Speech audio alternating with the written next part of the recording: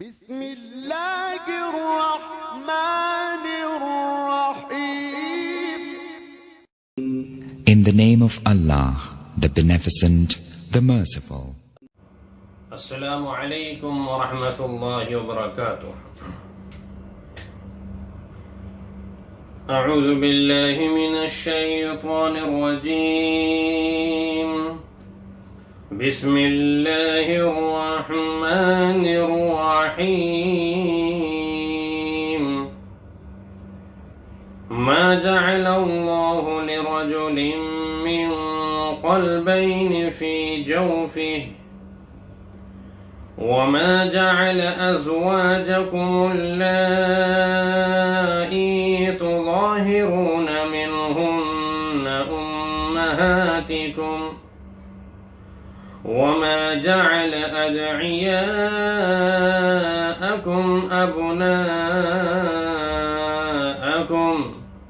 ذلكم قولكم بأفواهكم والله يقول الحق وهو يهدي السبيل. ادعوهم لآبائهم هو أقسط عند الله فإن لم تعلموا آباءهم فإخوانكم في الدين ومواليكم وليس عليكم جناح فيما أخطأتم به ولكن ما تعمدت قلوبكم وكان الله غفورا رحيما. صدق الله العظيم.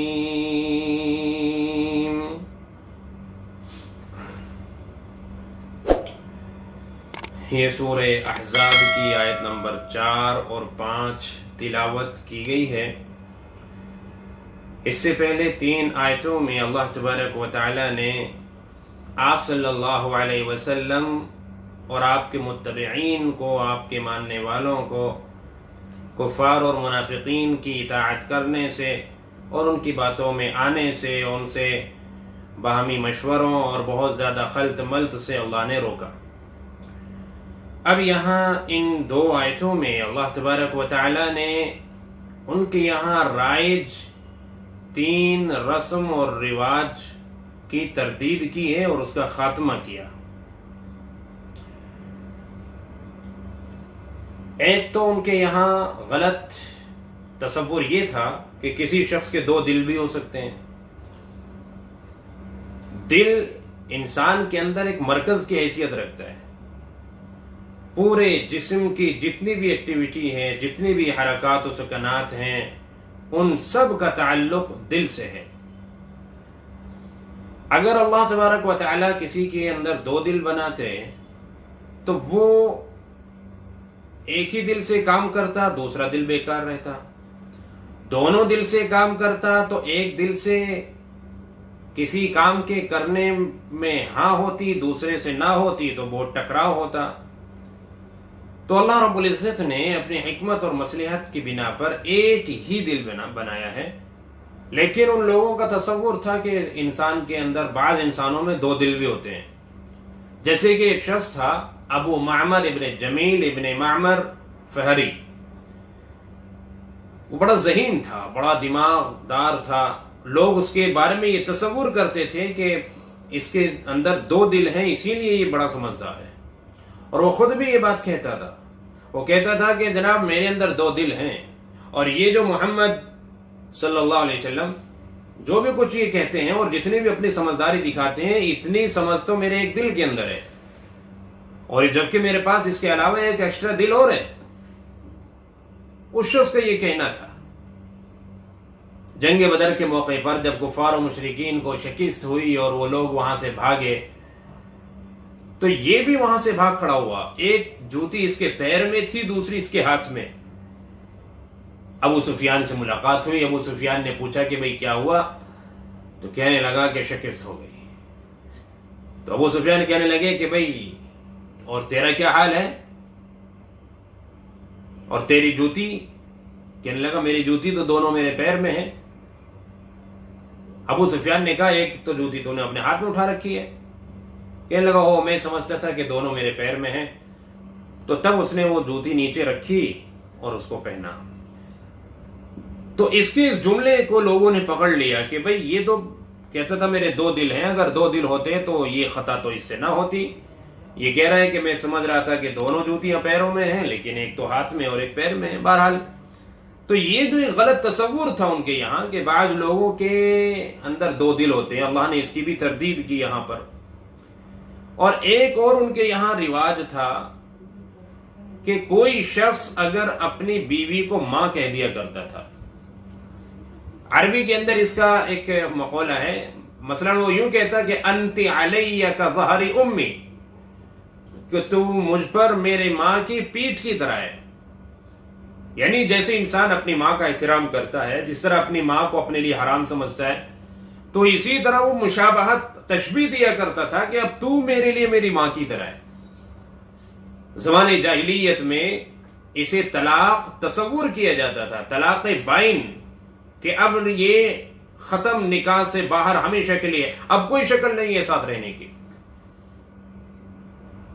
اس کا تفصیلی واقعہ تو سورہ مجادلہ میں آئے گا 28ویں پارے میں انشاءاللہ، کہ حضرت اوس بن صامت رضی اللہ عنہ نے اسی طرح کے الفاظ اپنی بیوی خولہ بنت ثعلبہ سے کہہ دیے تھے، اور خولہ بنت ثعلبہ نے آپ صلی اللہ علیہ وسلم سے جا کے شکایت کی تھی۔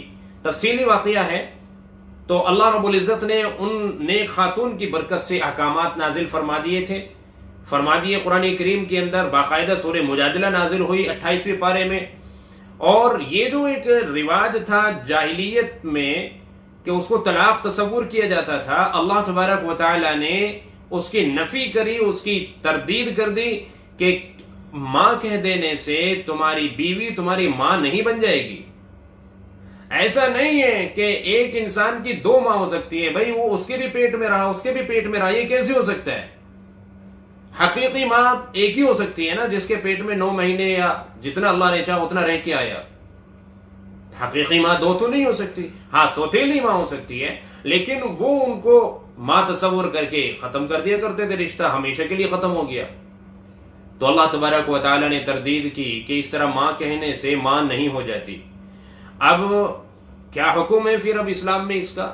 اس کی تفصیل انشاءاللہ 28ویں پارے میں آئے گی کہ اس کا جو کفارہ ہے وہ کفارہ ادا کرنے کے بعد انسان اپنی بیوی کے ساتھ بدستور رہ سکتا ہے، اس کو طلاق نہیں شمار کیا جائے گا۔ لیکن ہاں یہ لفظ کہا کیوں؟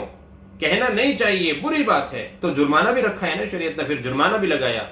اب بہت سارے لوگ کہہ دیتے ہیں میری ماں چپ ہو جا، تو بھئی اس طرح کے الفاظ بھی نہیں کہنے چاہیے، اگرچہ یہاں مقصد وہ نہیں ہے جو زمانے جاہلیت میں لوگ لیا کرتے تھے، وہ نہیں ہے، لیکن اس کے باوجود جب ایک لفظ ایسا ہے کہ جس کے بارے میں شریعت کے اندر احکام نازل ہوئے ہیں اور جس کے بارے میں وعیدیں آئی ہیں، ایک جرمانہ اور کفارہ رکھا گیا ہے، تو ظاہری طور پر بھی نہیں کہنا چاہیے اور اس سے ہمیں پرہیز کرنا چاہیے۔ اللہ رب العزت نے سورہ مجادلہ میں 28ویں پارے میں تفصیل بیان کی، کسی نے اگر زہار کر لیا اپنی بیوی سے، زہار کا مطلب اس کو اپنی ماں سے تشبیہ دے دی، تو اب یہ ہے کہ بدستور اس وقت تک نہیں رہ سکتے یہ دونوں میاں بیوی جب تک پہلے کفارہ نہ ادا کر دے۔ کفارہ ادا کرو پھر میاں بیوی کی طرح رہو۔ اور کفارہ کیا ہے بھائی؟ یا تو ایک غلام آزاد کرو، غلام باندھی کا تو اب دور ہی نہیں ہے، تو پھر لگاتار 2 مہینے کے روزے رکھو، اور اگر آپ نہیں رکھ سکتے لگاتار 2 مہینے کے روزے تو 60 مسکینوں کو کھانا کھلاؤ۔ یعنی ماہ رمضان میں رمضان کا روزہ رکھ کر کوئی جان بوجھ کر کھا پی لے یا بیوی سے ہم بستر ہو جائے، جو کفارہ ان کا ہے وہی کفارہ اللہ تبارک و تعالی نے یہاں پر بھی لگایا ہے۔ یہ کفارہ ادا کرنے کے بعد اب وہ میاں بیوی کی طرح ریگولر رہ سکتے ہیں۔ تو ایک اس غلط جو ان کے یہاں رسم تھی اس کی تردید اللہ نے کی ہے، اور تیسری ایک اور رسم جو تھی ان کے یہاں اور ہمارے یہاں بھی آج بکثرت وہ پائی جاتی ہے، اس کی بھی اللہ رب العزت نے تردید کی ہے، وہ ہے منہ بولا بیٹا۔ اب کسی نے اگر کسی کا بچہ گود لے لیا اور اس کو اپنا بیٹا بنا لیا تو زمانے جاہلیت میں اس کو اپنے اصلی اور حقیقی بیٹی کی طرح سمجھا جاتا تھا، جبکہ اللہ نے فرمایا کہ یہ غلط ہے۔ جس طرح ایک انسان کے اندر 2 دل نہیں ہو سکتے اور جس طرح ایک انسان کی دو ماں نہیں ہو سکتی، اسی طرح ایک انسان کے دو باپ بھی نہیں ہو سکتے. ایسا نہیں ہے کہ اس سے بھی پیدا ہوا اور اس سے بھی پیدا ہوا، دو باپ بھی نہیں ہو سکتے. زمانہ جاہلیت کے اندر تمام احکامات میں اس کو اصلی بیٹے کی طرح سمجھتے تھے. مثلا اصلی بیٹے کا نکاح جن سے جائز نہیں، ان سے اس کا بھی نکاح جائز نہیں سمجھتے تھے. اور وراثت کے اندر جیسے حصے دار اصلی بیٹے کو سمجھتے تھے، حقیقی بیٹے کو، ایسے ہی اس منہ بولے بیٹے کو بھی وراثت کے اندر حصے دار سمجھتے تھے. اس کو باقاعدہ وارث سمجھا جاتا تھا. اللہ رب العزت نے تردید کی کہ یہ غلط ہے، ایسا نہیں ہو سکتا. اگر اصلی بیٹا، حقیقی بیٹا اپنی بیوی کو طلاق دے دیتا ہے کسی وجہ سے، عدت گزرنے کے بعد اس بیٹے کا باپ یعنی جو اس سے پہلے اس عورت کا سسر تھا وہ اس سے نکاح نہیں کر سکتا. حقیقی بیٹا حالانکہ طلاق دے چکا، اس کے باوجود باپ اس عورت سے نکاح نہیں کر سکتا، اس عورت کا سسر اس سے نکاح نہیں کر سکتا کبھی بھی.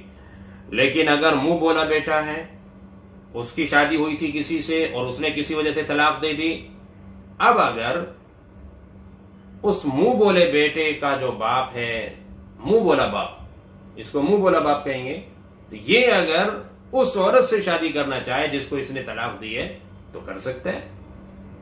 اللہ کے نبی صلی اللہ علیہ وسلم نے ایسا ہی کیا. آپ نے حضرت زید ابن حارثہ کو آزاد کر کے، پہلے غلام تھے نا، تو آزاد کر کے اپنا بیٹا بنا لیا. اور پورے مکے کے اندر عرب میں مشہور ہو گئے تھے کہ یہ زید بن محمد، سبھی زید بن محمد کہتے تھے. خود حضرت عبداللہ بن عمر رضی اللہ عنہ فرماتے ہیں کہ اس آیت کے نازل ہونے سے پہلے ہم بھی زید بن محمد کہتے تھے، لیکن جب یہ آیت نازل ہوئی تو ہم نے زید بن حارثہ کہنا شروع کر دیا. آپ نے ان کا نکاح اپنی پھوپھی زاد بہن حضرت زینب بنت جحش رضی اللہ عنہا سے کرایا، لیکن ان میں انبن رہی، نکاح باقی نہ رہ سکا، نباہ نہ ہو سکا ان میں. اللہ رب العزت کے مشورے سے طلاق دے دی. اب طلاق جب ہو گئی، یہاں تک کہ عدت گزر گئی، تو آپ صلی اللہ علیہ وسلم نکاح کرے اس سے پہلے اللہ نے خود آیت نازل فرما دی. ممکن ہے کہ ابھی آپ کے تصور میں بھی یہ بات نہ ہو کہ میں زینب بنت جحش سے نکاح کر لوں، ان کو اپنے نکاح میں لے آؤں. اللہ نے قرآن کریم کے اندر آیت نازل فرما دی جو اسی صورت میں آئے گی انشاءاللہ آئندہ، کہ فلما قضى زید منها وطرا زوجنا، کہا کہ جب زید کی ضرورت پوری ہو گئی تو اے محبوب صلی اللہ علیہ وسلم زینب کا نکاح ہم نے آپ سے کر دیا. یہ وہ نکاح ہے جو آسمان پر پڑھا گیا آپ صلی اللہ علیہ وسلم کا. تو اس پر بہت شور مچایا لوگوں نے کہ دیکھو اپنے بیٹے کی مطلقہ سے نکاح کر لیا، اپنے بیٹے کی طلاق شدہ بیوی سے نکاح کر لیا انہوں نے، یہ کیسی آدمی ہے. اس لیے کہ زمانے جاہلیت میں تو لوگ سگے اور حقیقی بیٹے کی طرح سمجھتے تھے نا، تو اللہ رب العزت نے اس کی بھی اصلاح فرمائی. ایسے ہی ایک اور واقعہ پیش آیا تھا. ابو حذیفہ کی بیوی سہلہ بنت سہل وہ آپ صلی اللہ علیہ وسلم کے پاس آئی مسئلہ پوچھنے اور کہنے لگی کہ ابو حذیفہ کے جو غلام ہیں انہوں نے اپنا بیٹا ان کو بنا رکھا ہے اور وہ گھر میں آتا جاتا ہے، تو کبھی کبھار ایسا ہوتا ہے کہ میں ایک ہی کپڑے میں ہوتی ہوں، تو میرے لیے کیا حکم ہے. تو اللہ رب العزت نے آیت نازل فرمائی کہ وہ تمہارے سگے بیٹے کی طرح نہیں ہے، احتیاط برتنی ضروری ہے.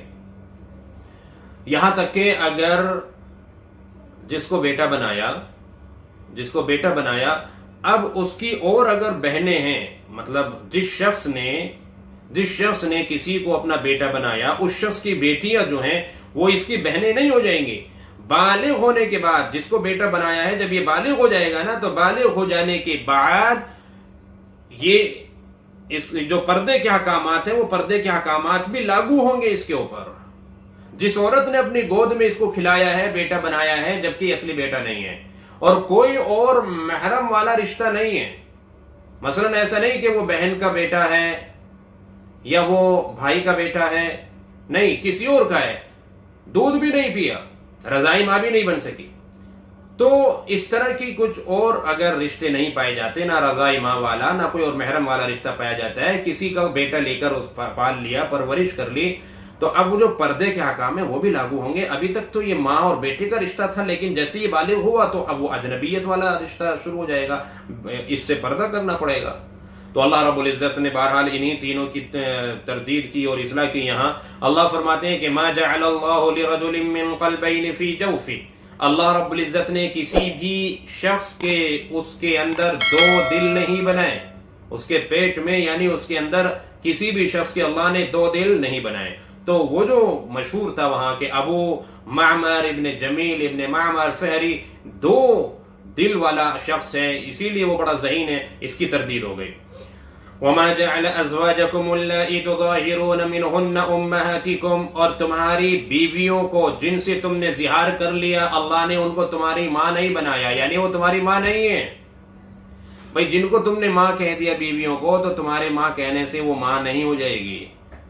جیسے آج ہوتا ہے اگر کسی کے دو من، یعنی ایک تو دل کر رہا ہے کہ میں یہ چیز کھا لوں، دوسرا من کر رہا ہے کہ نہ کھاؤں، ایک دل کر رہا ہے کہ یار میں جاؤں، دوسرا دل کہہ رہا ہے کہ نہ جاؤں، تو کہتے ہیں نا اس کے تو یار دو دل ہو رہے ہیں، میرے تو دو دل ہو رہے ہیں. تو یہ دو دل ہو رہے ہیں ایک ویسی محاورے میں کہہ دیا جاتا ہے، وہ دو دل ہو نہیں جاتے حقیقت میں. ایسے ہی بھائی دو ماں نہیں ہو جاتی کہنے سے، ماں تو ایک ہی رہتی ہے. اللہ فرماتے ہیں کہ تمہاری ماں کہنے سے وہ تمہاری ماں نہیں ہو جائے گی. وَمَا جَعَلَ أَدْعِيَاءَكُمْ أَبْنَاءَكُمْ، تمہارا منہ بولا بیٹا تمہارا حقیقی بیٹا نہیں بن جائے گا.